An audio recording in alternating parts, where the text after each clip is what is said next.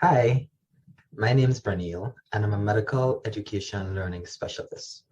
My academic backgrounds are in psychology and higher education leadership, and I've been in the higher education industry for the past 4 years. Currently, I help terms 1 and 2 students discover their ideal approaches to learning as they transition into medical school. Hi, my name is Donna. I am also a medical education learning specialist. My backgrounds have included work in instructional design as well as faculty development. Right now, I work with students in the pre-medical pathways programs as well as the first semester of medical school. Today we'll discuss how we use technology to support equity in medical education. St. George's University is the #1 provider of new doctors to the United States healthcare system. As such a prestigious school, we have a highly competitive admissions process, which often translates to highly competitive classrooms. Our observations in our day-to-day work align with the research in showing that competition can often be a barrier for help seeking. This may be considered a psychosocial barrier to equity. Our students have shown high academic achievement, self-confidence, and resilience to adversity before even embarking on their time in medical school.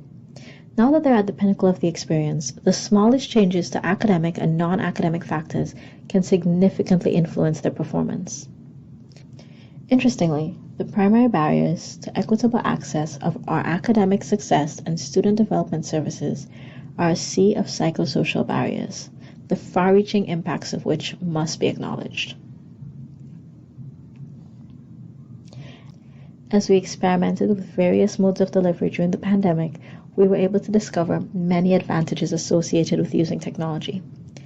These included saving students time and money, supporting students who may have English as a second language, and supporting students who may have any kind of cognitive impairment. The conceptual model we've developed outlined the benefits of the asynchronous and synchronous technology-supported approaches. In this presentation, we place specific emphasis on eliminating the cultural and emotional barriers in synchronous online mediums. Realizing the major points of equity enhancement through technology for asynchronous services, we wanted to see similar results for synchronous services. As such, we experimented with an innovative approach to similarly enhance equity through synchronous services, specifically in our online workshops focused on credit remediation and test-taking anxiety. Contrary to current best practices and our typical approach for increasing engagement and interaction in the online setting, meaning modeling in-person dynamics by asking students to turn their cameras on and using their full registered student name, we instead created an anonymous space. This was our attempt to increase how comfortable students felt to share their experiences.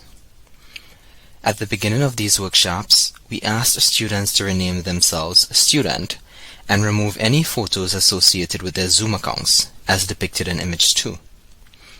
From a psychosocial equity perspective, we aimed to ensure that all students attending these workshops had equal access to a psychologically safe space in which they could have felt free to express themselves. Our results showed increased attendance at these synchronous workshops and high levels of trust, honesty, safety, and support, evidenced by the nature of the content in auditory responses and chat responses, as depicted in image 3. An equity approach that accounts for psychosocial barriers to academic support services is crucial to our work as medical education learning specialists.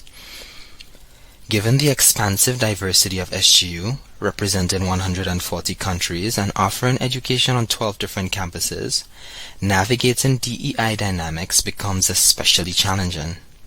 Nonetheless, the nature of our curriculum lends itself to opportunities for more strategic implementation of equity practices. All students must complete 1 year of education on the main Grenada campus. This provides a unique opportunity for educators to influence a shared culture of help-seeking that is rooted in frameworks that promote equity. As demonstrated, Technology can be used as a powerful DEI tool in enhancing the learning experiences of our students. Ultimately, these approaches may be applicable to other educational contexts. We are almost at the end of our presentation. Please feel free to pause this video to review the details of our poster more closely. Thank you for watching. We hope you enjoyed this presentation, and we're always excited to be a part of conversations that promote equity. And if you'd like to connect with us to find out a little bit more about what we do or to collaborate, please use the information on the screen to contact us.